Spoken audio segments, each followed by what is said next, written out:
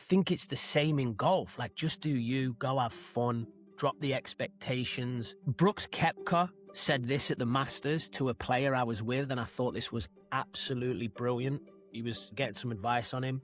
You've got to care less without being careless. And I think that's what I've mastered. I think that's what happened to Katrina. I think that's what happened to Lorelei. We cared less, but we weren't careless. I still send my emails. I still have my team meetings. I still go to the gym. I still sit back and strategize about what the academy is going to do. I look at the external environment. I look at the internal environment.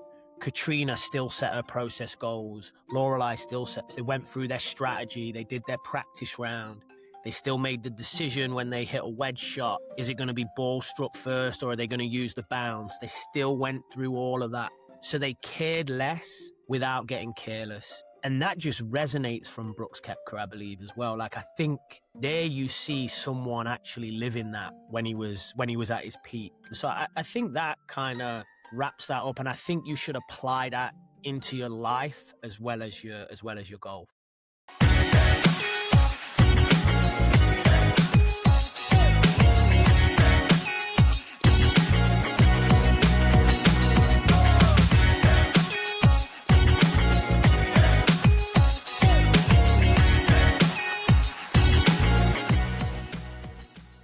Okay. It's always good when the counter's counting and you're live. So happy to be here with Iain, making his third or fourth appearance on the podcast. Iain Highfield.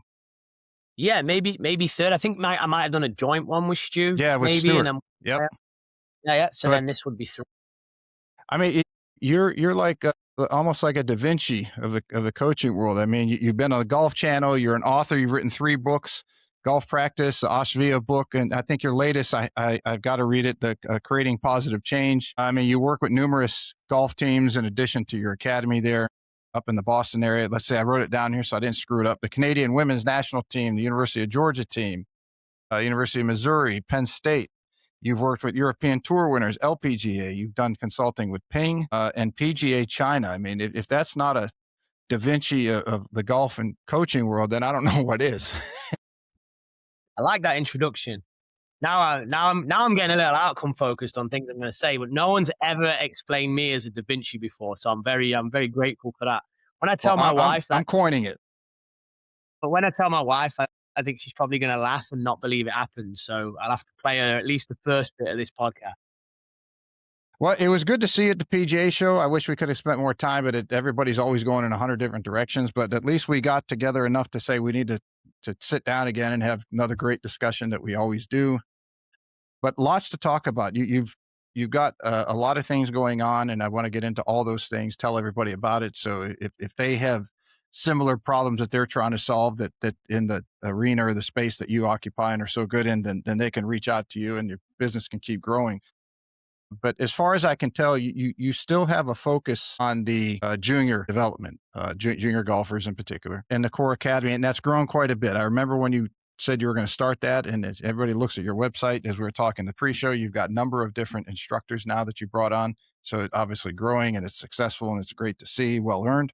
So just to kind of tell everybody, because golf academies, at least in Hilton Head area where we met, and what I see more or less across the spectrum compared to what it was 20 years ago has seemed to digress, but you're flourishing. So can you just speak about junior golf and your academy and what you guys are doing? Yeah. So, well, I think you said a great thing in the introduction, right? You said like solving problems. If anyone has problems like that they want to solve, this, similar to me, then they draw some answers from this podcast. And I think I think it was 2012 when I first came to the US and worked in Junior Golf Academy. And when you're from England, it's like the holy grail, right? Like going to the US from England, like your mates are texting you, you've made it. You've made it. Like the streets are paved with gold. I think it's the Dick Whittington or whatever. The streets are paved with gold. Off you go to London. The US golf world is seen as the same. So I started with the Gary Gilchrist Golf Academy, and I worked with the IJGA Academy, Bishopsgate Golf Academy. Did some consulting for the Ledbetter Academy.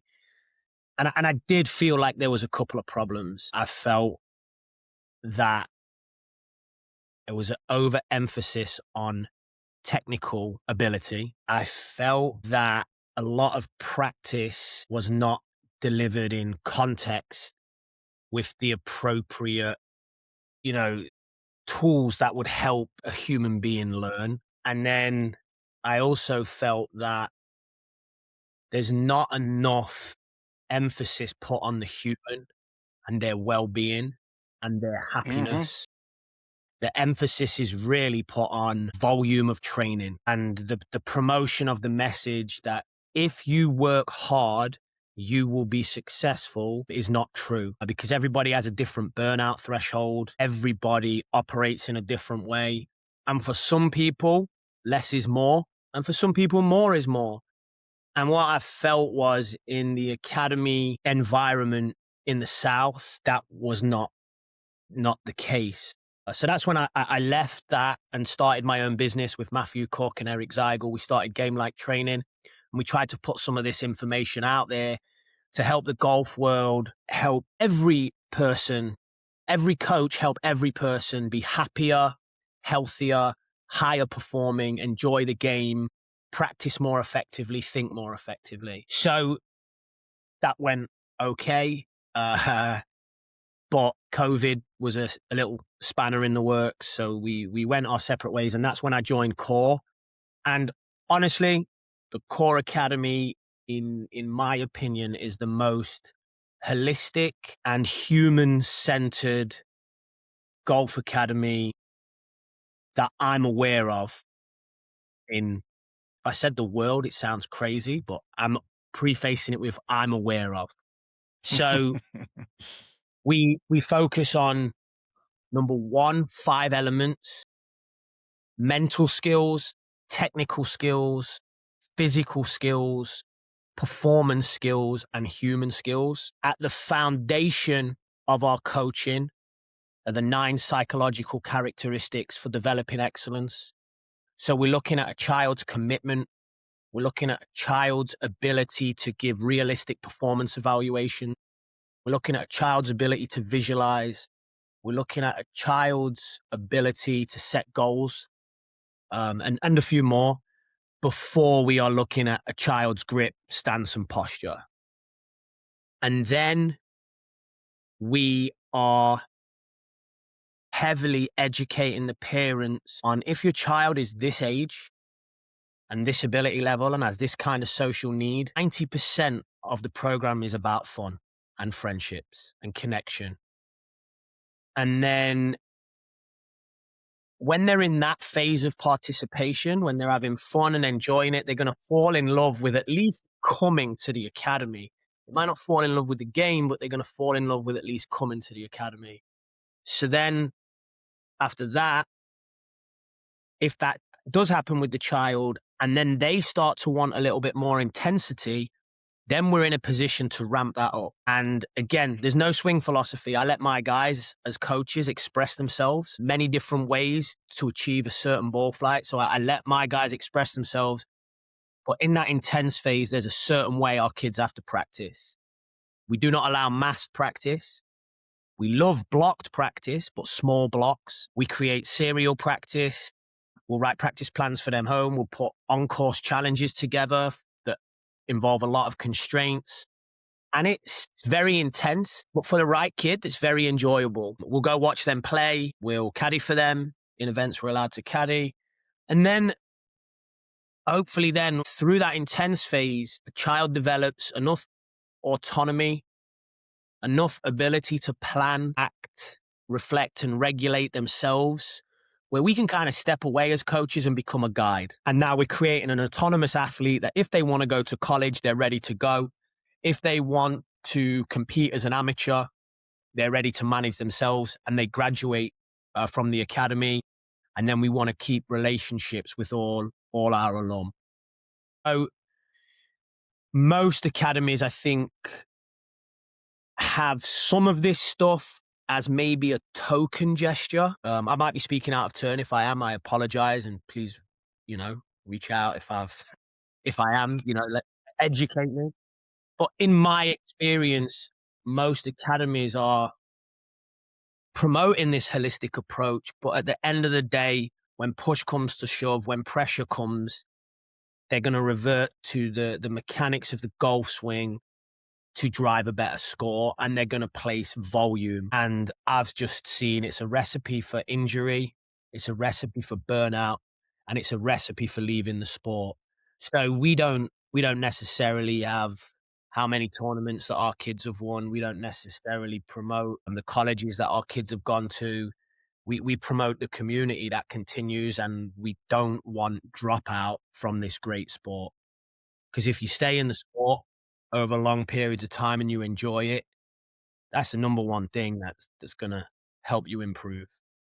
Yeah, it's interesting because I am seeing, and I don't know if this is across just everything in general, and as it relates to golf and sport and training. But and I think technology and social media have allowed this to happen where it's more freely sharing ideas. If you remember many years ago, coaches of all kind would very rarely, if ever, be more than willing to give information away, to go lecture somewhere, or speak to a section of coaches, or open forum, or all these different things that we have now. But today, I mean, people will put their lessons online on video and say, here's what I teach and here's how I do it. Now, there's more critique, and there's some, maybe it's caused arguments to some extent, but it has allowed for more people more access to things. And with that access, I think there is a shift. And I bring that about because as I watch physical trainers online, and golf, we call it the tiger effect. There are many tiger effects, but one of the tiger effects was golfers got into more weight training, and Olympic lifting seems to still be the dominant way that trainers are saying, you want to hit the ball longer, you got to deadlift, you got to squat, you got to do these things.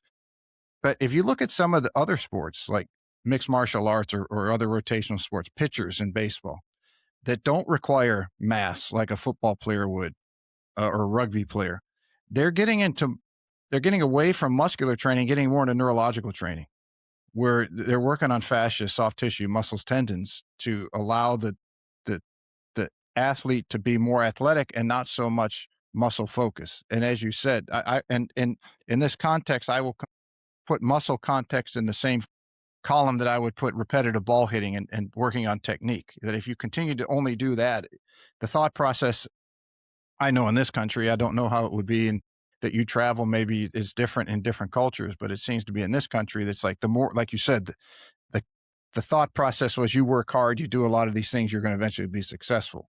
Not necessarily true. Working at the No, things that are needed and implementing them when they're needed are what's going to make you successful. yeah, I mean, I'm a big fan of fitness. So again, if we relate it back to core, all our kids have mandatory fitness for two reasons. Well, three reasons. The primary reason is it's a healthy habit for a child to develop. That's the primary reason. The secondary reason is we have an obligation to protect them from injury. And our fitness consultants, RPS, Kevin Duffy, who a lot of people probably listening to this will know, probably someone you should have on, Hmm.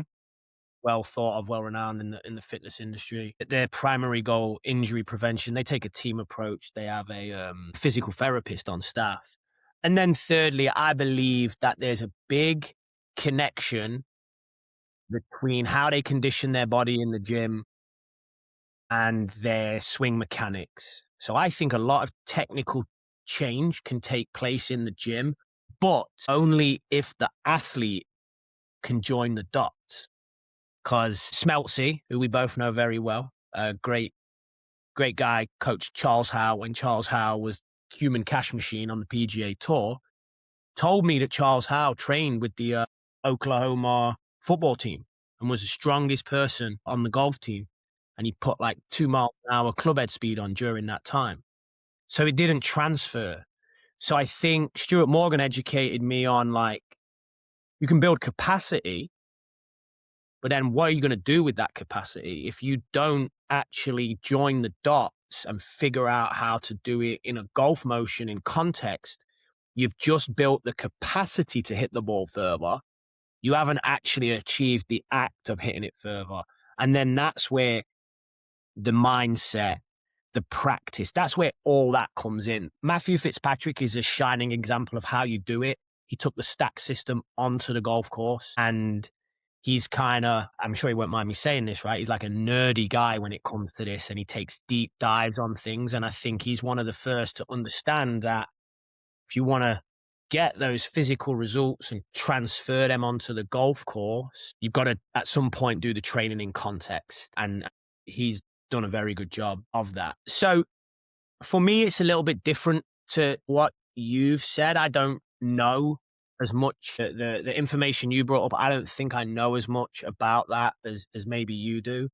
But what I do know is for a junior athlete, I think you can really help them develop a good habit for the future. You can get them away from a screen. You can get endorphins running through their body, something that they could become addicted to that can serve them well in college if they continue to exercise, and you can protect them from injury.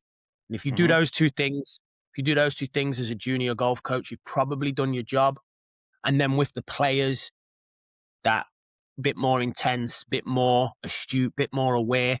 With the players that have some more of those psychological characteristics for excellence and are a bit smarter and can join the dots and can reflect, then I think the gym work starts to fuel through into the technique, just because they're a bit more aware. It definitely doesn't with all kids. Some kids need more than others. And if every single time you coach someone, you got every single person better, I don't know if you're telling the truth, to be honest. You had brought up something that in the way that you guys are running your academy, to where you're developing the person and not just the golfer. And I think that's so important in a similar fashion to where, if, as you said, most academies, at least that were here many years ago, were it was the 90+% of the focus was on practice, practice, practice, technique, technique, technique. And it was the old saying, kids now are practicing.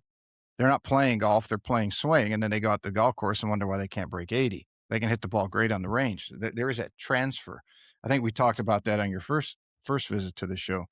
But there was a guest I had on. He was one of my very, very early episodes, and he's a very dear family friend. And he ran Johnson Controls Incorporated. Back then, they were a $20 billion a year company. And he's long since left that position, but he has a consulting business where he'll consult with young people that are in the 20s, 30s, whatever. And he asked him.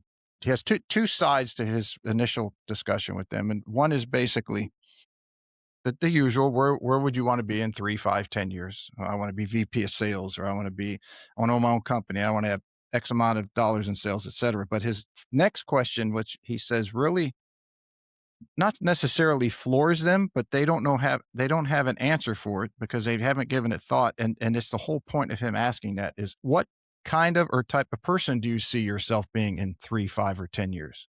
Meaning, don't forsake yourself as a human being or as a person just for the success of your business, or in this case, your sport. Otherwise, you're going to be a very miserable person with zero fulfillment. You'll have a lot of accomplishment, but the likelihood of fulfillment. And I don't see that a lot. Again, I see it in I know you do it because we've talked about it. But do you think there's a reason that more institutions, and we'll get into how you're working with bigger institutions here shortly, but do you think there's a reason why golf academies, golf schools, golf entities, golf instruction in general seem to miss that? Because it seems to be so clear to a lot of us. Yeah, I mean, the simplest answer is, as human beings, we're very big on belief-based solutions, not evidence-based solutions. The tradition of we've always done it this way, or Vijay Singh beat balls over and over and over again. Therefore, that proves that it works. Well, not really. What's your sample size there? 1. So there's enough people make decisions on what they believe rather than taking a step back and making evidence-based decisions. And that just leads to then this tradition of the same thing repeating itself, and maybe it gets wrapped up in a certain type of technology, or maybe it gets wrapped up in a certain piece of information, the 5 best ways to X. But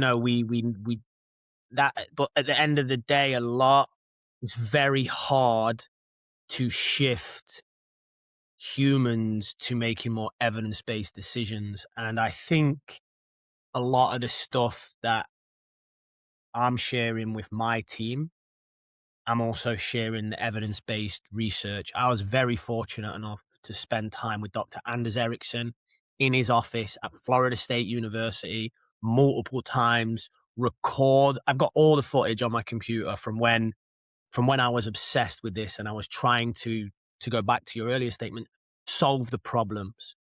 Junior golfers weren't practicing properly. Junior golfers weren't happy. Junior golfers were burning out. How am I going to solve that problem? Let me read this book, Peak, by Dr. Anders Ericsson. Let me look at the Cambridge Handbook of Expertise and Expert Performance. Dr. Ericsson. I wonder if Dr. Ericsson would ever speak to me. Unbelievable. He spoke to me. So I've had all of that research. Dr. Tim Lee, expert in motor learning. I spent time with him, spent time with people at Penn State who were experts in learning. And I've just been given enough evidence-based information to formulate a different way. And then I'm very confident that that different way is the right way. I'm very blessed to spend a lot of time with Stuart Morgan, who now I would say he does a lot of the reading for me. I'll pick up the phone to him. He's like, dude, have you ever read this? And I'm like, no, tell me about it. My life's changed a little bit now. I got 2 kids and a 3rd kid on the way. So I have a little bit less time to invest in some of this. So I think I'm very comfortable. And then I'm very comfortable around this evidence-based approach. And I'm very open. Look, I'm never trying to be right. I'm never trying to be right. I'm trying to influence human behavior. And if other people want to do it in a different way, that's fine. And we can talk and I might understand why they do it a certain way. If you think about where I'm based in the Northeast, it's very different to Florida. Most of my kids will play 1 or 2 other sports. The academic demands are extremely high. The school hours are longer. The extracurricular activities are harder. The parents' expectations for academics are higher. The parents' jobs that they do are different. That comes with different pressures and demands for the kids. This is a part of the world it took me a while to get used to. Because of that, the standard of golf is actually lower than in the South. Georgia, Florida, South Carolina, North Carolina, the kids down there will smoke the kids from up here 9 times out of 10.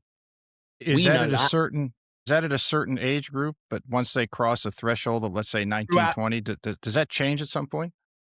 Throughout junior golf, that's just how it is. You go through the rankings, most of these kids are from down south. Warm weather climate, yeah. So maybe my way of doing it is a little bit adaptive to my environment as well. Look, NCAA rosters have reduced. It's a different world now. College golf is a different world to when I started years ago. And the students in the Northeast are probably going to be the ones that are going to find it harder to access college golf. So maybe my model is a little bit more based around longevity in the sport and human development and a human-centered model, because most of these kids are really going to struggle to play at college level just because of how hard it is now and all the roster restrictions and the compression of the portal. All of that makes it harder. These guys can only play 6 months a year. Then it snows and it's cold. They've got the other sports. They've got the academics. So what am I going to use golf for? They have to get something out of golf. I can't set them up for failure. I'm trying to set them up for success. So maybe this model and the Northeast climate, maybe it works there. Maybe if I came down to Florida and promoted a lot of this, there'd be no interest in it. I don't know. So I think the evidence-based approach that I take, and then the demands of the environment that I'm in, I think the parents up here, they have different goals and dreams for their kids, and maybe that helps me make this academy flourish. I don't know if this model would flourish in Florida. Very interesting. With technique and data today, because we're the information age. I actually think we're segueing out of information age to the intelligence age. It's like, how do you utilize all this information? When do you apply it? And then I'll call it competitive instinct, the being an athlete. How do you guys, you and the instructors there, work with all those things to figure out what a particular kid needs? So let's say, and by particular, I mean, if you have two twins, they're obviously not going to be the same. They look the same, they have the same DNA, but they're not going to operate the same. We How do actually you have guys, yeah. How do you guys go about determining what that person needs so that you can, I always call it giving the right medicine for the proper illness, because if you give somebody the wrong medicine, it could be detrimental. So how do you figure out what they need and then giving them the right thing so that they can not only grow and but flourish? So whenever a student joins, there'd be a fitness screen, traditional TPI screen. There would be a swing analysis. Most of the kids, it would be done by 2D. It would be done on video, Hmm. uploaded it to Coach Now. There'll be a swing analysis. And then we have some tasks and games that children have to complete to spit out scores. That would give us our start point. If the student is a little more competitive, if the student is already of a certain level and we can see that and their goals and dreams are college and it's pretty realistic and they may need a little bit more, then we have a coach who has smart to move force plates. We have K-vest. We'd get the TrackMan. We'd probably get the TrackMan numbers for everyone actually, but for this student, maybe go through their TrackMan numbers in more detail and educate them on it. And then every session throughout a week, there's mental training, physical training, technical and performance training. And then a lot of the human stuff is done on Zoom, parent education on Zoom. And every 9 months, we've put a report out that says, hey, this is what we've observed mentally. This is what we've observed technically. This is what we've observed physically. This is what we've observed performance wise. And then leading up to those 9 months, it's really just capturing their behaviors, their scores, their swing, their physical movements in context. So it's a lot of game-based play here and putting it into Coach Now and making recommendations. And then I think a lot of that's like the generic academy sort of system. And then I think a lot of the more individualized, what does the child want? What does the child need? That comes when we watch them play in tournaments. That comes when we watch them, when we caddy for them in tournaments. Or that comes when you kind of take your coaching hat off and you put I don't want to say like uncle or big brother, but similar to that hat Hmm. on, and you build that trust and that relationship and they open up and talk to you. You're more supportive than you are instructor at that point. Yeah, I think It's so. kind of how I look at it. Yes. Yeah. And I think when you get to know the kids and they really trust you and they build a rapport, there's a lot of help and support that may go undocumented. That's a problem with the academy model, right? Like there's 75 of these people. There's 10 coaches. How do we keep transparency on everything? That we fall down a little bit there. We're not perfect. And then I also think that the relationship with the child, when the time is right, they'll open up to you, and you can get to know them on a deeper level. And I think what they want to know, what the child wants to know, is that you care, that you're there to help them, that you're there to support them. And when they then feel comfortable in that environment and when they have friends in that environment, some of the game design that we do, some of the game-based play, some of the constraints-led learning, the solution to the problem lies in actually just playing the game and reflecting. So we'll have kids a lot of the time after a session on the course or after a session there's been a lot of gameplay. We'll ask them to reflect. What did they pull from it? And then the solutions that they're pulling from the game are often behaviors that they need to change and adapt to evolve and be Mm. better. I don't know how clearly I kind of jumped around there. I guess there's the quantitative data that we do in the onboarding process, and we want to see the quantitative data change. We want to see the swing in a different position on camera. We want to see the TrackMan change. We want to see the force plates change. And then there's the qualitative stuff where we want to see the behavioral shifts. These are the child's tendencies. Which psychological characteristics do we need to evolve? Parents will be informed about that. Are they evolving, or is the child stuck in a habit loop that we need to help them break? And ultimately, I think there's the program, and some kids follow the program.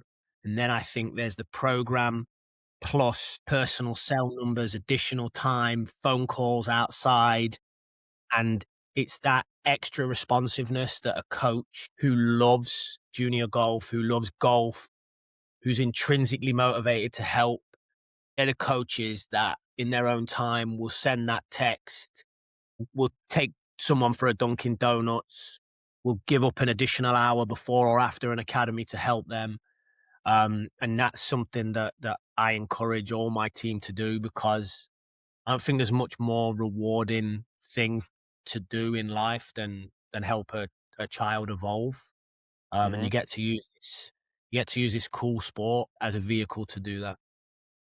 That's very cool. So you're hitting both sides of their development or their learning. That's a rudimentary way to summarize that from an outsider's point that I don't have the technical terminology, but you work with kids long enough, you can start to see it. So you've put it into much better words than I could. I would be very abstract in my description of that to a parent. I think as well, though, like now that I've done it so long, Zach Parker's done it longer than me. I can't think of many others that have just been in like academies longer than me. Zach's done it longer and he's worked at more academies. I think you struggle to find someone who's then done it. He's worked at pretty much every academy. He's done it for a long, long time. Outside of him, I might be a close second. Feel like you can just, that in my brain, like a golf instructor will watch a swing and he'll immediately see, okay, takeaways 2 on the inside. And then they get into this position. It's too much upper body. They come over the top, face is open, swipey fade, et cetera, et cetera. They piece that together.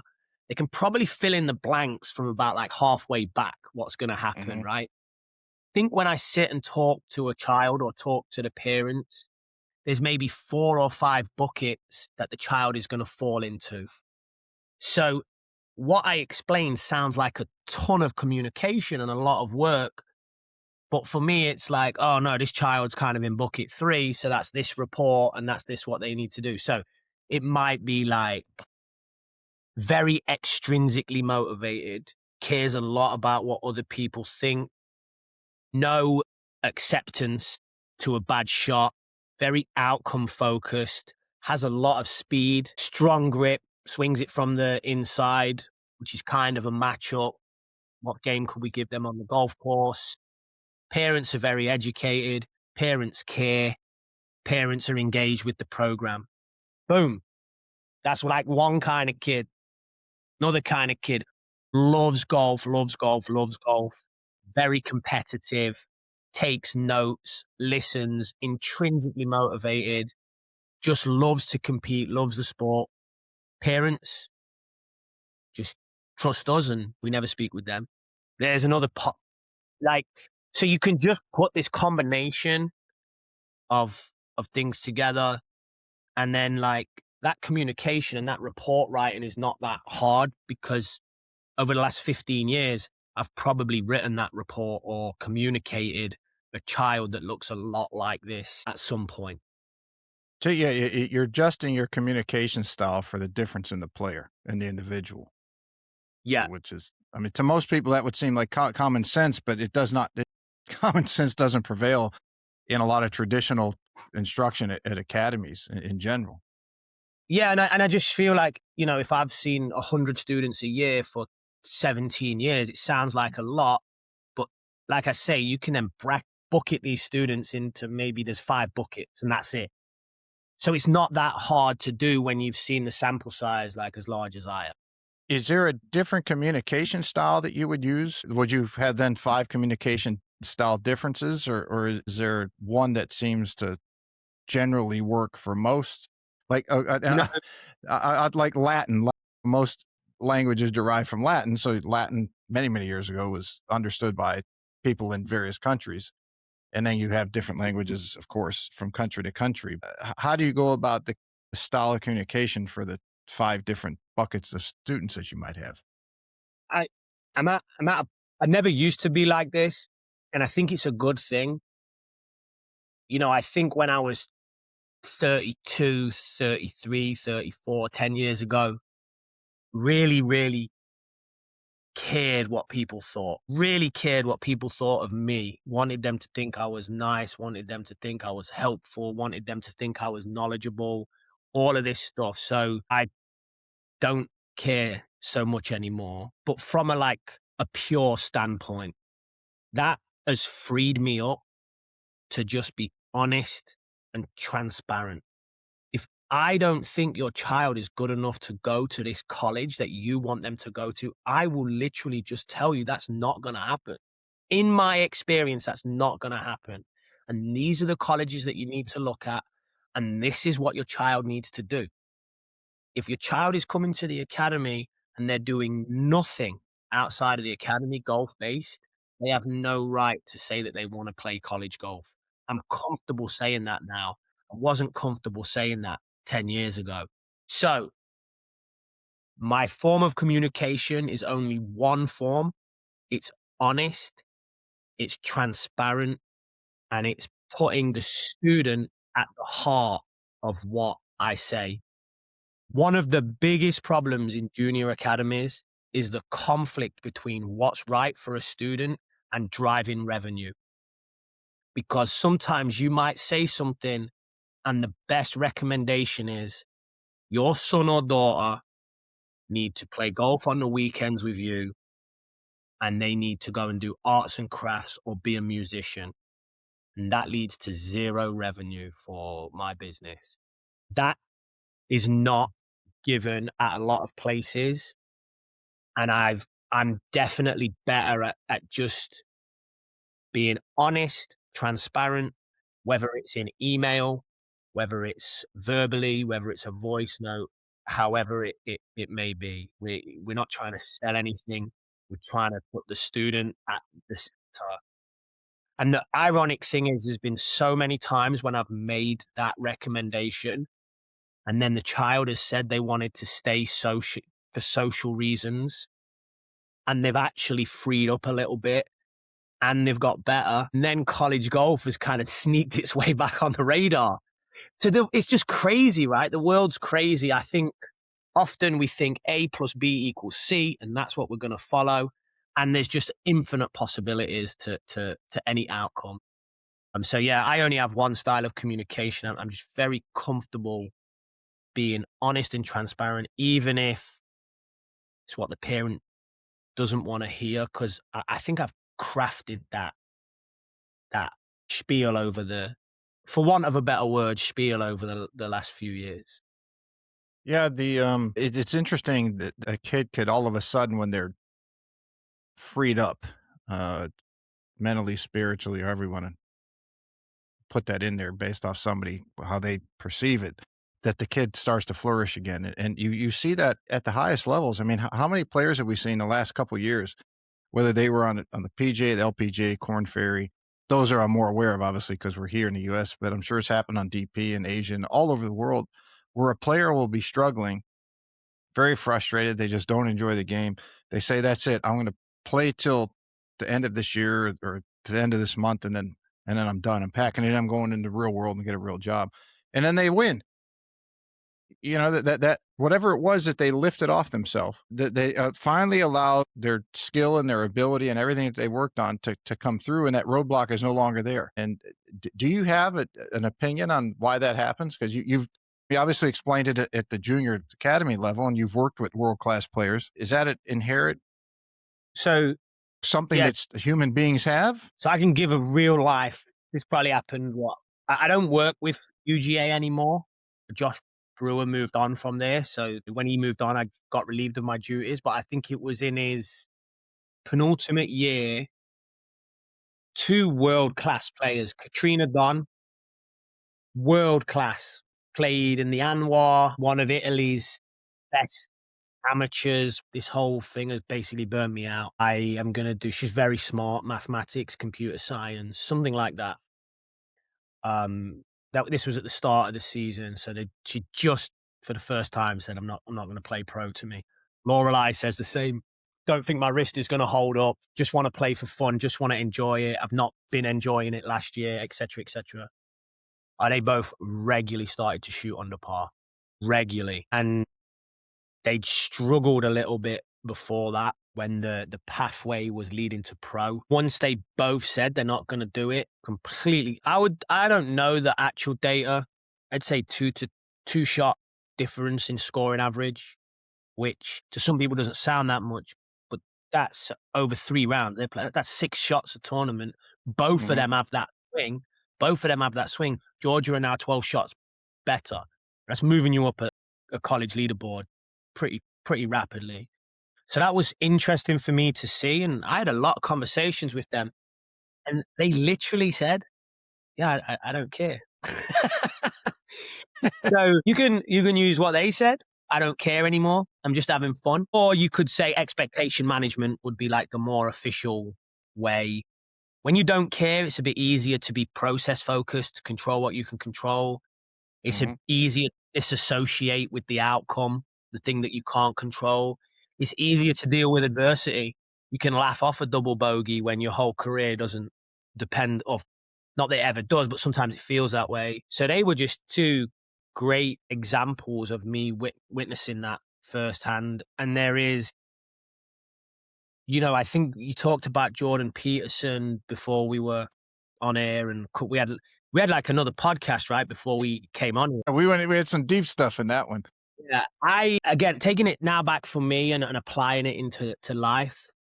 I already said I don't really care as much what people think of me, but not like, oh, I don't care, I'm a rebel. I'm talking from a really pure standpoint, as it's just helped me be better.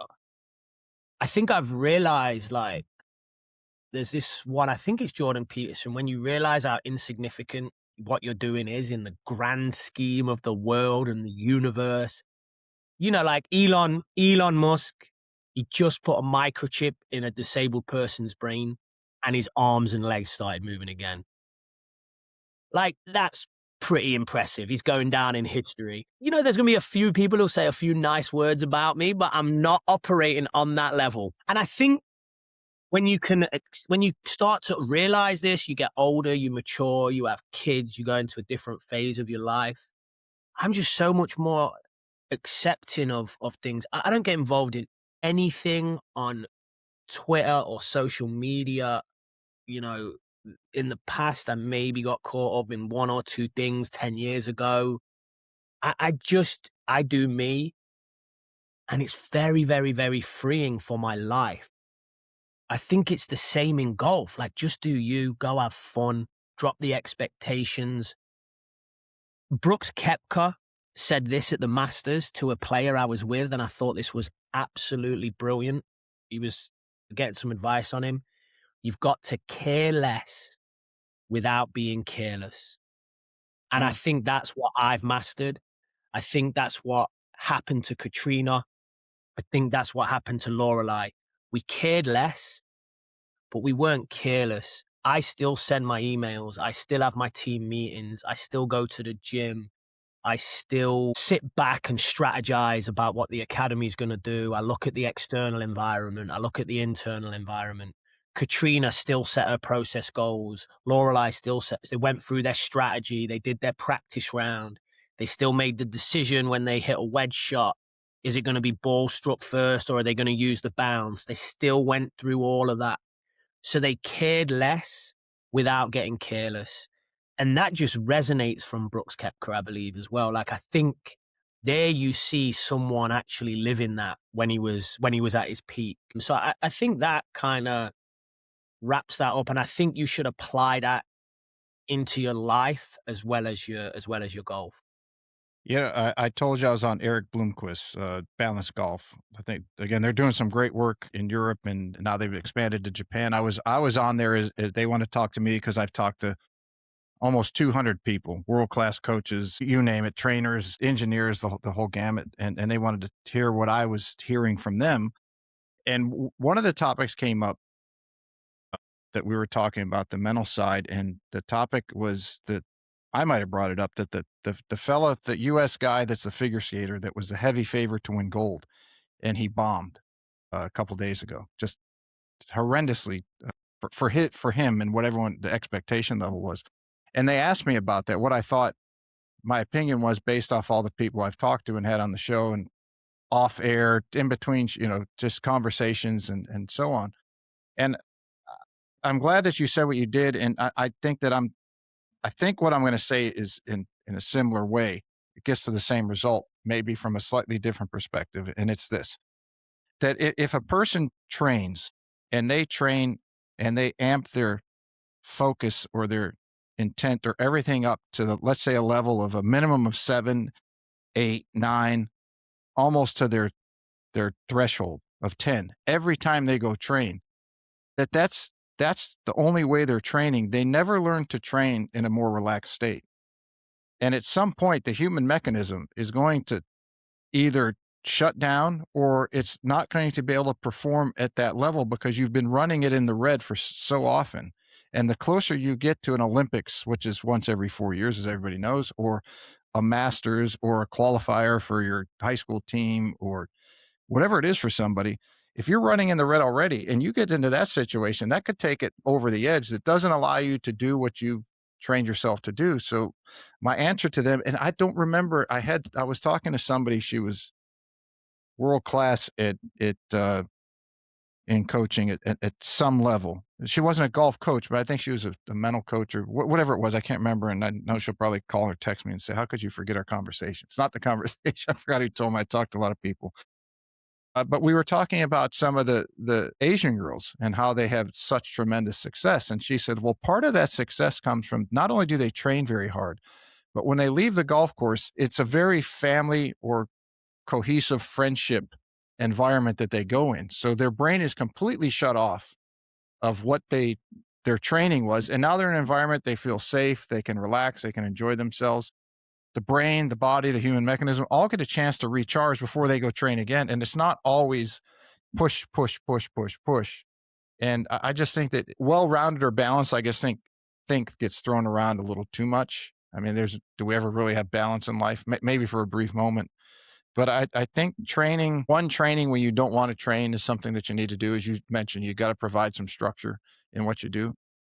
The fact that you don't need to train at a high intensity level and focus every time you go out to work on your game is required either. You can have some downtime and practice in downtime, but that allows your body and your brain to understand I can be relaxed and I can still hit these shots. There's something in there that pays attention enough that I can relax and hit them, and I'm not completely Yeah. void of any tension.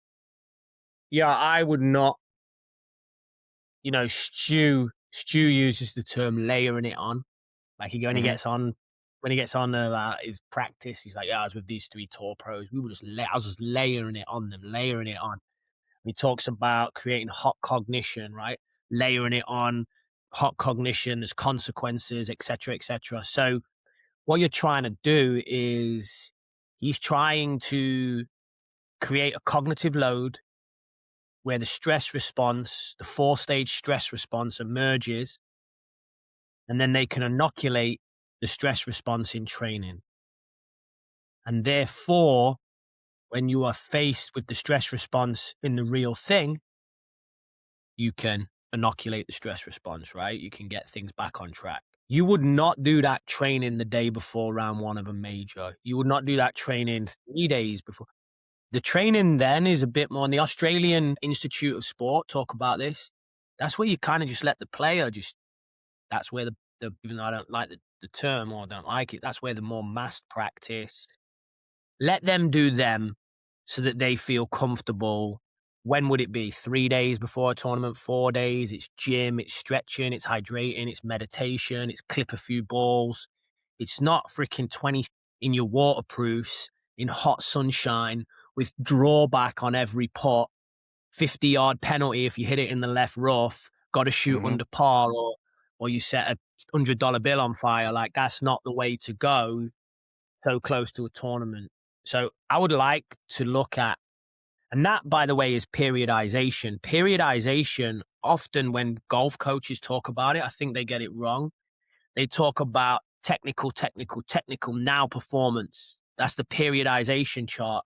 And it's not. It should be done on cognitive load, cognitive stress.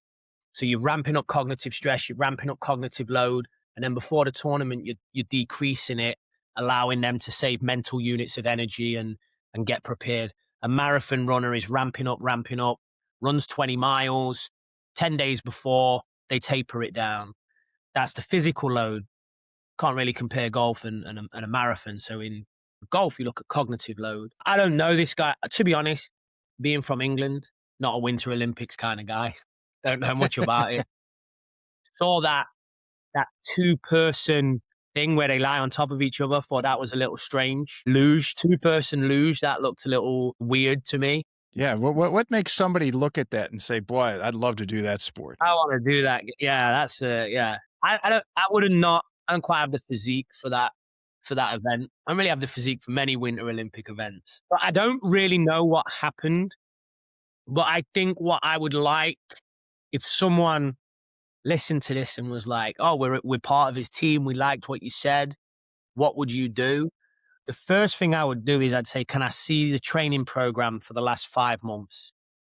And I would want to look, what was he doing 3 days out? For if he's on the ice going again and again and again and again, then I agree with what you said. It could have been a bit too much.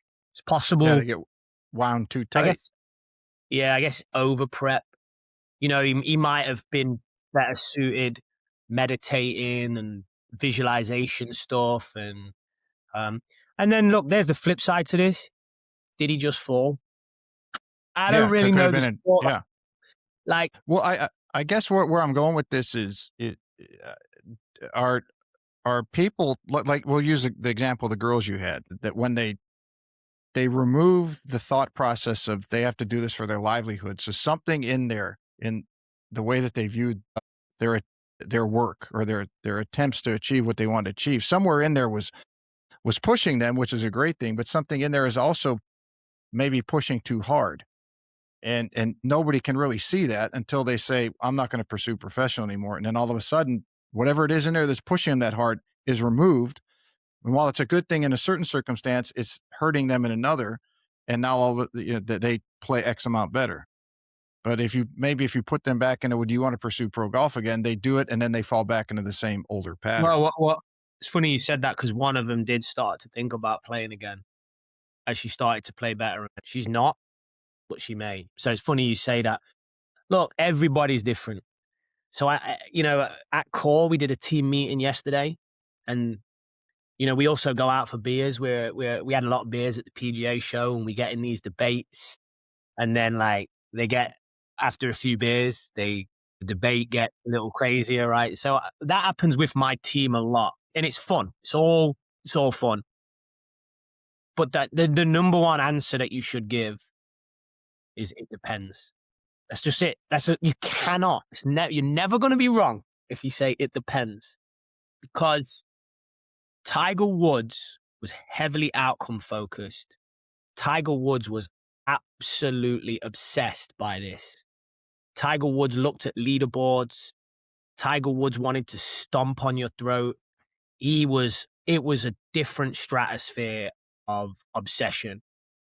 And then Scotty Scheffler says he doesn't care if he wins, because the next day he's still going to have his wife, his child, and he's going to go to Chick-fil-A and he's going to watch The Office. Well, if ever you wanted two ends of the spectrum, you've got them. Not that I believe that Scheffler's churning out anywhere near the results that Tiger is. I think but he's the closest that we've seen since Tiger. Well, I think Liv plays a few. I would agree. people that aren't in the fields on a weekly basis that it's a bit disappointing that we can't see him go up against those people week in, week out. Because if he was doing it then, I mean, don't get me wrong, spectacular, right? But how he talks to himself versus how Tiger talks to himself, extremely different. But what works for you? And honestly, the number one person who can figure that out is you, the player. You're the captain of the ship. You're the CEO. Coaches can give you interventions. Psychologists can give you interventions. You can watch Instagram. You can watch YouTube. You can go to a temple and meditate. You can go to a silent retreat. But you have to eventually, you're given the tools. How do you apply that tool? So when I speak about this with players, we'll do a self-talk journal. Okay, what are you saying to yourself that's not helpful? Is there a non-truth in that? Is there a lie in that? Can we spot something that really, when we think about it, isn't correct? So, tour player I work with, 5-6 under, misses a 6-footer. I suck. Dude, you're on tour, so you don't suck. So there's a problem with the comment. Okay, how do you reframe that? Sometimes my putting sucks when I start getting a good score because I skip out my read. I don't go into I just need to slow down and breathe when I'm getting more and more under par. So that's a good way of getting to your thoughts, spotting if there's a cognitive distortion in there and reframing them. And then that would give you the ability to speak to yourself like Scheffler, if that's going to work for you, or speak to yourself like Tiger, if that's going to work for you. But you've got to figure out what's right for you. I am definitely way more down the route of Scheffler. I remember Trevor Immelman in the Masters didn't look at a leaderboard, laid up on every par 5. His caddy told him on the green, hey, he just didn't want to know. He didn't want to be anywhere near the outcome. And you've got Tiger listening for the roars 3 holes forward, so then he can change his strategy if he needs to. There's no right or wrong. There's just that individual. When I played amateur golf, if I found myself in contention, I was just telling myself, I don't care if I win. This has been fun. These first 12 holes have been so much fun. I'm so happy I've had so much fun. I don't care what happens. That worked for me. People will call me uncompetitive. People will call me, lackadaisical when you're out there, whatever. But it's not. It's a strategy that I think works for me. So you have to be very careful when you're coaching, very careful when you're playing. Anyone who speaks in absolutes, you do this and this will happen, you do this and you will get this. I guarantee results. I've seen an advert on Instagram for a junior golf program that guarantees 12 shots off. So I said I'm very relaxed and I don't engage anymore. There's been a few times when I've nearly messaged like, dude, that's just not you. That's not possible. Anyone who speaks in absolutes, there's a problem. There's a problem. Yeah, that's one thing I've learned in the years of doing this show is in talking to some of the world top of the world class experts. So a Stu McGill, a Ben Shear in the fitness space, and obviously Doc Stu is in the back space, regarded as one of the best on the planet. Dr. Mike Hollis when it comes to nutrition and digestive tract and eating and what to eat. And who else would Scott Cowks, Canadian Teacher of the Year. You talk to these people and early on, and I thought I was a pretty good coach, pretty knowledgeable. And these guys I'd ask them a question and they would say, it depends. Because when you get to a certain level that you've seen, it's like a doctorate program. You get your master, where you go through 4 years of university, you think I'm pretty smart. Well, then you do 2 years of study for your master's on the thesis based off of your experience in the world. And then now I'm much smarter. I thought I was smart 4 years ago. Now I'm a lot smarter that I did this study.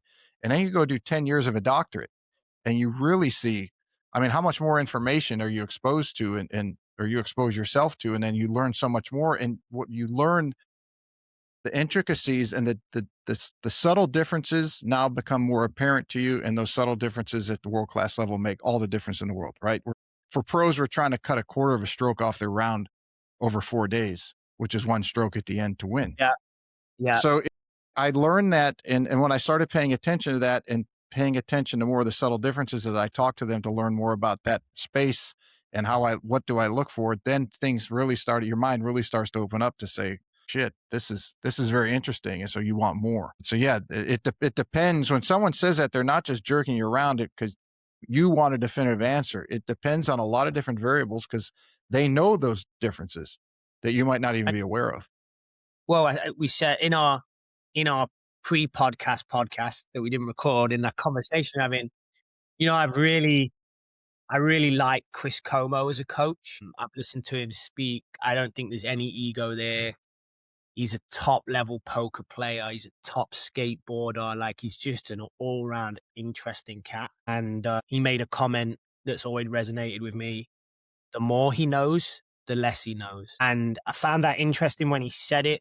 Now I feel like that's where I am. My guys will debate about a wrist angle. They've got 8 coaches going at each other about if a wrist should be like this or this. I'll probably just open up Instagram when that happens and just start scrolling and just let them figure it out. Because honestly, if that person, I knew it was Kevin Kisner that said this, don't matter. I'm making it anyway. Kevin Kisner doesn't. Kevin Kisner's like, there's coaches. I've seen this. I've seen a 15-year-old, 16-year-old have 5 coaches in the time I've been in Boston. That's a new coach a year. And Kisner's like, it doesn't matter. I'm making it anyway. I'm making it. And I think that's huge. Like, the more you know, the less you know. And I think the impact of a coach, because we're coaches, I think we sometimes overestimate the impact that we're going to have on the end outcome. I think there's just some people that are just going to get there and figure it out, like Kevin Kisner. I agree.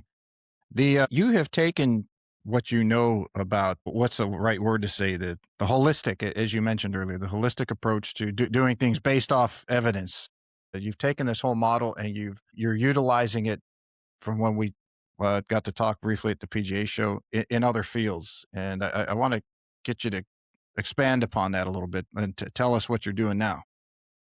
Yeah, so it started. So, I've always been a leader of a department in golf, a department of one, the mental performance department. It's great. Like, my department always got on well. It was me and me. Christmas party wasn't so much fun, but, so, department leader, but not overly led other people. And then I come to the KOHR Academy in Greater Boston, and I got to lead like, I don't know, 8 coaches. And, to preface this, the golf coach can be as you will know, a strange animal. To say the least. Generally a failed player. So generally trying to prove something, generally quite a lot of ego, can be quite competitive, even within the same team for business, can be critical and judgmental, but not always communicate that with the person that they're criticizing and judging. So, I'm very human-centered in my approach to leadership. I'm very mission-driven, very values-driven, wanted to be very transparent. So when I got to the KOHR Academy, I made some changes and I'm like, oh yeah, this is going to make these coaches so happy. And they were happy for about 3 days. And then everything went back. I'm like, okay, this is interesting. So I did some other stuff. We increased education. We did team meetings. We were more social. Just really try and shift the culture, really try and create a philosophy, a vision, a mission where we can all be part of something. And it was like kind of working somewhat. And then I was like, I want to be better at this. So I felt like I got everything into a good spot. And I'm like, okay, I want to be better at this. So started to look at courses at Harvard. There was one called Work and Wellbeing. And there was another called like Conflict Resolution and Negotiation. And I was like, okay, conflict's healthy. There should be conflict between coaches and maybe the certain department. Let's take that course. Let's try and understand well-being at work and how that can help. And then it just spiraled. And now I'm doing my master's in industrial organizational psychology. And I've created a theory called the administrative athlete. So I think when we look at an athlete, we really understand that for an athlete to perform to the highest level, they do need to be happy in the highest level, for everything to be given. They need a certain level of happiness. They need a certain level of well-being. They need a certain level of just general comfort as a human in their own identity. Mm-hmm. And we see that with Anthony Kim, right?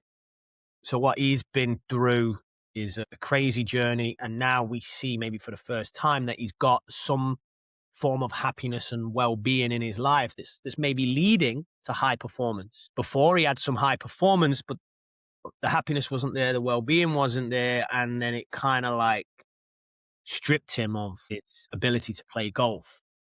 So we look at this, we think about, I think about the Boston Celtics, you know, they very pro with their human evolution, sports psychology work that they do with all the players.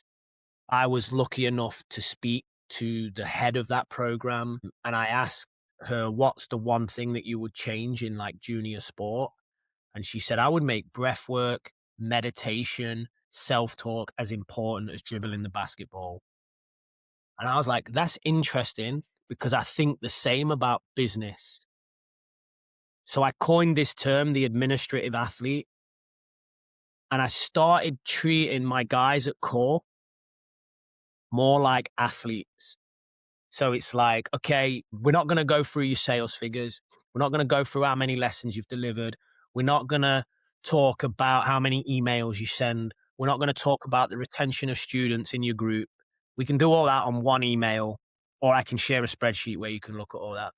We're going to talk about you. We're going to talk about your happiness outside of work. We're going to talk about your well-being. We're going to look at your self-talk. Are you meditating?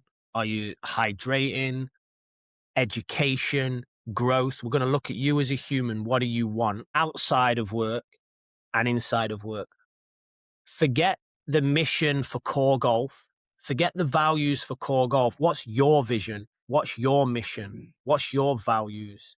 How do they tie in with what we're doing in this business? And I think athletes get a lot of that. I watched a documentary on Jimmy Butler and all the stuff he goes through. I watched a documentary on LeBron and all the stuff he goes through. These are elite athletes, and they work on their body language. They work on their breath work. They work on their self-talk. They have time away when appropriate to protect their well-being. They are enabled to do things to make them happy because we know that all of those things lead to high performance. Yet your standard office worker, your standard golf coach at a facility that needs to drive revenue, they're just put under pressure to hit a target, create more revenue, deliver this report, hit this KPI, etc., etc., etc. We're teaching elite athletes to be process focused, control what they can control, disconnect with the outcome, evolve your behaviors. And then we're flogging office workers for more. You hit this target, you must hit the next target. You got this pay rise, you now need this pay rise. And what happens is, because of that environment, the worker initially can respond well, but then that pay increase and that new title, a month later, it's the new norm. Mm-hmm. So then where are they going to find their next boost of happiness? The next title, the next pay increase. And when they're going to find their next, but eventually those are going to stop. You're going to hit a ceiling. So then what you're going to do? Well, you're going to leave, get a new job somewhere else. And you're on this, what they call the hedonic treadmill, which was a term that fascinated me. I did a lot of reading around that. And then I just decided I want my team to stay as long. I don't want them on the hedonic treadmill. I want them on fulfillment, happiness, community, shared mission, shared vision. I want to look after them as a person. And I started to write about it. And one of my Harvard professors was like, yeah, you've got something here. You have something. And since then I have worked with a couple of businesses, one very, very high end custom build home. I mean, they build homes for like, it's $4 million home that they tear down and build a $15 million home on top of it. No, yeah, it's a different game. I actually just met with one of them today, and they told me about a driveway at one of the houses that has some like fluid built into the driveway that warms slightly. So there's never been a drop of snow on his driveway the whole time that we've had like 20 inches of snow. And I'm like, how much that driveway cost? It's like between 750 and $1 million. So I find that, number one, I find that very staggering. But number two, that's the kind of thing that they got to deal with. So they're under a lot of pressure and stress for numbers. I think tech sales is probably the same. I think medical sales is probably Medical the same. sales, yeah.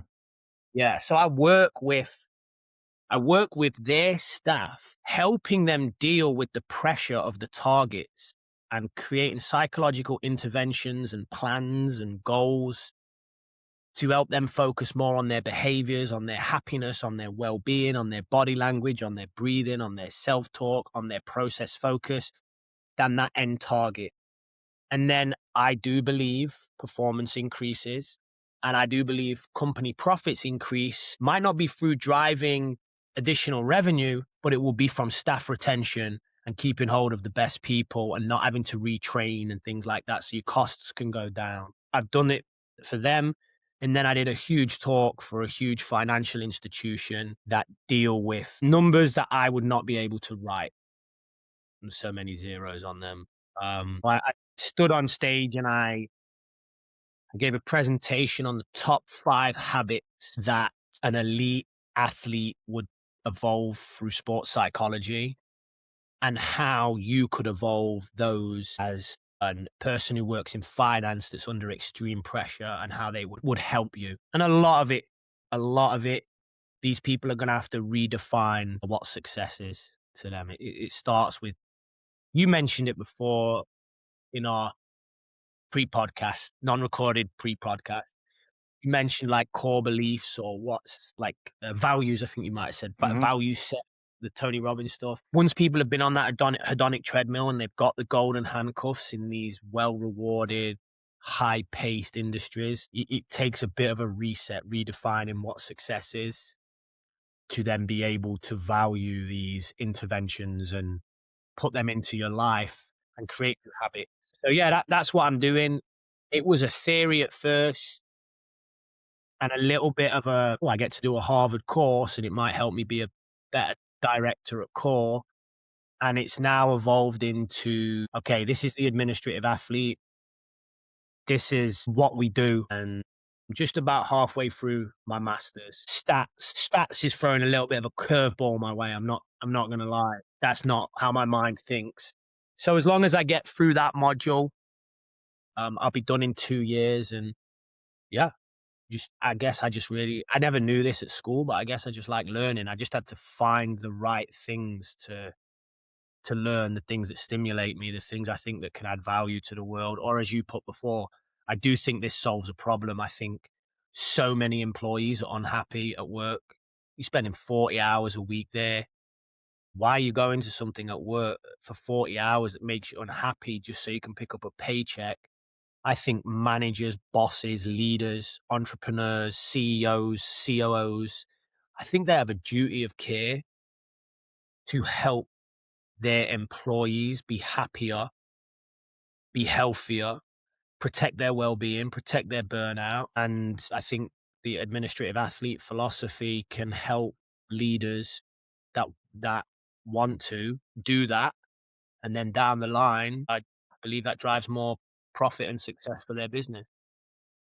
Yeah, it creates a culture that people want to be, or that are they're drawn to the culture, and not just the finances, how much they're going to make, not just the amount of time that they want to be there. I always say that the culture at Apple, which is probably the most well known of what jobs created, were, and they advertise that. They say, we're here to change the world. We're here to do things that everyone else thinks is impossible. And I mean, just the Gorilla Glass, the pinch screen that today we take for granted, that 20 some years ago, it wasn't even there. So they attracted those type of people because that's what they said they were they were doing. It wasn't just money and it wasn't just a job. It was an entire culture that they created.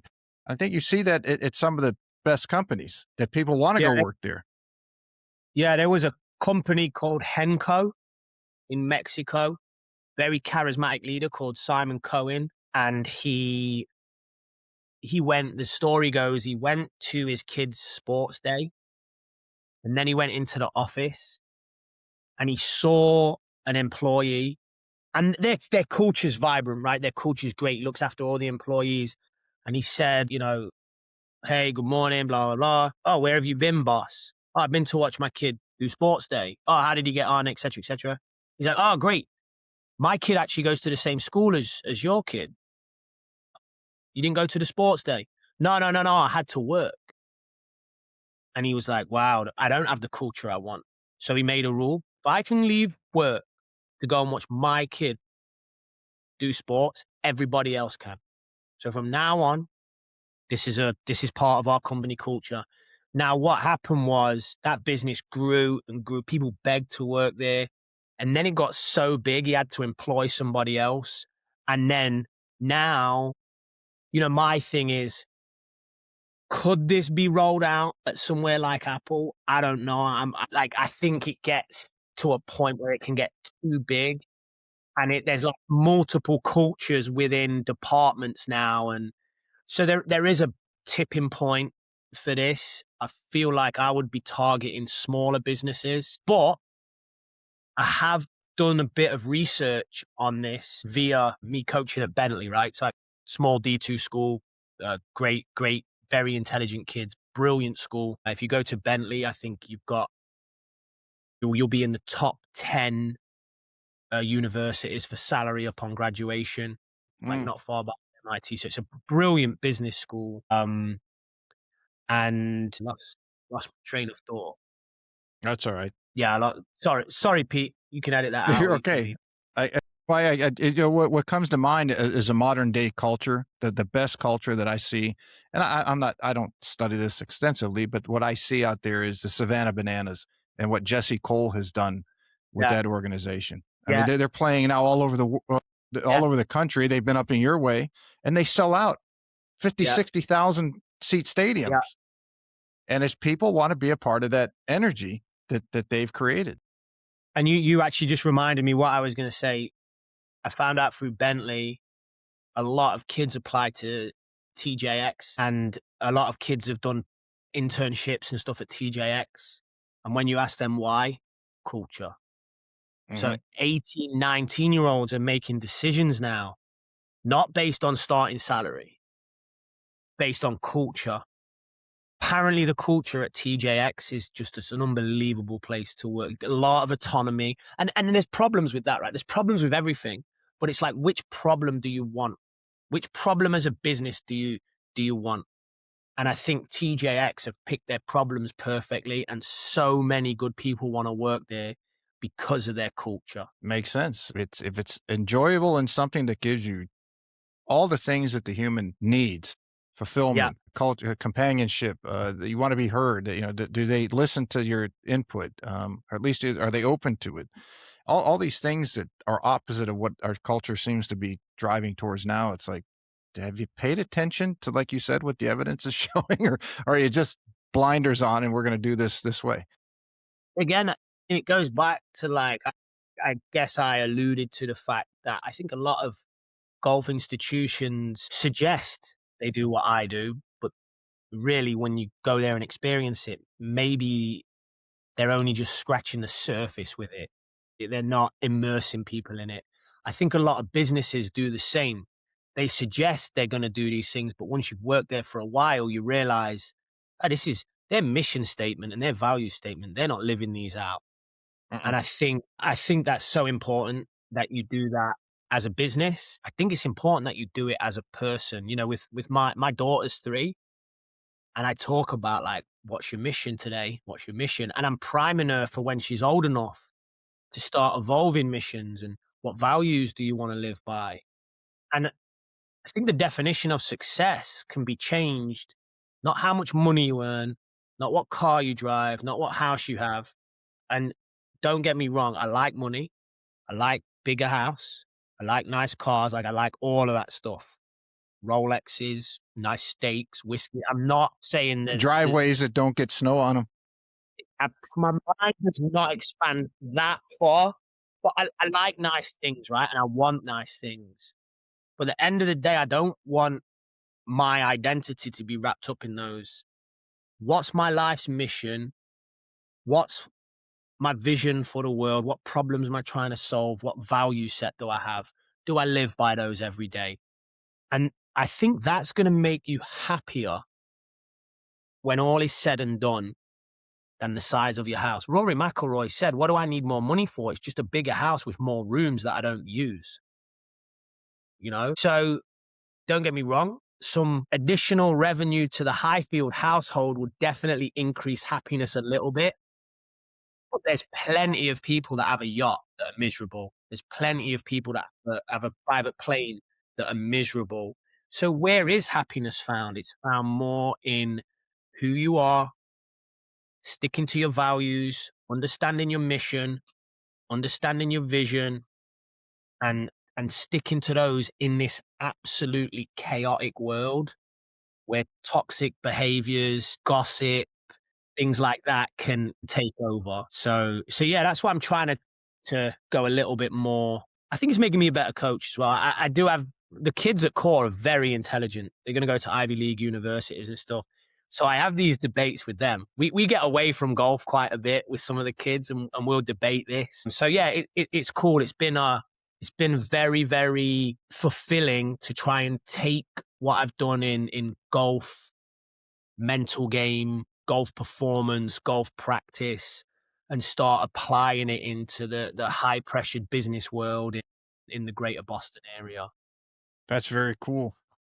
Very cool stuff you got going on. If I could, we got just a few more minutes, so I could ask you one question more, along to kind of wrap up. Looking back, because as you said, you've done this for a long time. I've known you. It's hard to believe it's coming up on 20 years. We're getting old. If you were starting out today, where would you focus where would you put your focus and your energy? So if a young man or young woman's out there, they're getting out of school, or they're approaching the age that they're going to determine what they're going to do. Are they going to pursue golf? Are they going to get away from playing? Are they going to get into coaching? And they're wondering, all this information I'm bombarded with on a daily basis, I don't know where to start. If you could tell your 19, 20-year-old self, here's where I think you should focus on, what would that be? It depends. I think good advice is this, right? So I started game like training with Matthew Cook, one of my best friends. We met at a golf club in England, relentless in his pursuit of excellence. He would just say, it's simple. Find someone else that's better than you, ask them how they do it, and go do it better than them. That is simple. Yeah. And he relentlessly emails people that he's got a very successful business on the go right now. He's still coaching, part-time coach, part-time entrepreneur. And he relentlessly emails people and asks for help. And most of the time it costs him a coffee. So it's a cheat code. It's an absolute cheat code. Sean Webb, I met Sean Webb before he'd done any of the stuff he was doing. And what Sean used to talk about before he did athletic motion golf, he was paying people. He's like, this guy's good. I'll send him an email, offer him $500. I'll offer him $1,000. I'll offer him $2,000. I want to spend 3 days with this guy. And he was just accumulating knowledge. Me, Dr. Anders Ericsson, I just asked for help. Dr. Tim Lee, I just asked for help. Like that kind of thing. So I think you want to decide, I guess that's right. If you haven't even decided what you want to do, people are very generous and people want to help. That's been my general experience of the world. You get a couple of people, a golf coach particularly, that we would know, this is my intellectual property, keep away from it. Right, okay, exactly. dude, like you do you, that's fine. But on the whole, humans are good, people are good, people want to help. So if you think you might want to do what this person's doing, or you might want to live your life like this person's living, or you might want to have what this person has, email them. get their number, text them, reach out to them, buy them a coffee, learn from them. Maybe you become an intern for them. Maybe you do their mentorship. Maybe you have to pay them for some of their time. But that is what I would start. And then I would also, every time you develop a philosophy, I would try and find the opposing philosophy and understand it and challenge yourself. And then I guess the last bit is, and I think this helped me, I used to write everything down. If I read a book, I would write on the book, I would put notes. I think now the modern day me would probably be reading a book and asking ChatGPT questions, and then asking ChatGPT to organize notes, and then asking ChatGPT to write blogs and chapters and videos and just put it out there for free. Put it. That was my theory. All my online courses can now be found on my YouTube channel for free. If you email me, I'll send you a PDF of my book, no charge. You don't have to buy it off Amazon, right? Give it away for free because you never know who you're giving it to. And I hear a lot that devalues your work and you're going to struggle and blah. I've done fine giving stuff away for free. That money has found me in different ways. Jason Bale, I gave Jason Bale a lot of time. He gave me a lot of time. We had a great kind of like educational buddies, and Jason secured me enough talks where I'm very grateful now for the revenue that they've generated. But I gave that away. Like almost like a pay it forward. Absolutely. Absolutely. So I would say find somebody, the young golfers, find somebody who's doing what you want to do. Ask them for help. And then when you read more and challenge the philosophies you're building, use ChatGPT, write blogs, make videos, make ebooks, put content on social media, give it out there for free and ask for feedback. Don't do it with the goal of making money. Don't do it with the goal of likes. Don't do it with the goal of followers. Do it with the goal of, hey, I want feedback on this. Do you think the golf industry can benefit from this? And no one will ever fault you. And you'll get the feedback, evolve the work. And eventually, if you do create a book, if you do something along those lines, you'll start to get the perception that you're the expert, and people will begin to reach out to you and ask if they can follow you. And then it's just a nice cycle. Very cool. It's great advice for anyone out there, not just a young person, anyone out there who might be on that hedonic treadmill. If you don't know what to do to get off it, that's the advice Iain just gave is platinum. It's not even gold, it's platinum. And people to follow you, where's the best way? And they want to reach out to you to come do a talk to them or their organization, their corporation. How should people do that? Yeah. I mean, if you go on my social media now, I've kind of retired from all that. You just see pictures of my daughter doing failed front flips and my youngest one not walking, just keep falling over. So the best way, if you just mailed me, Iain, IAIN, at team, TEAM, KOHR, KOHR, Iain at Team KOHR. I'm pretty good on email.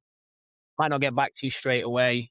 And then I will eventually get back to you, and I'll help you as best as I can.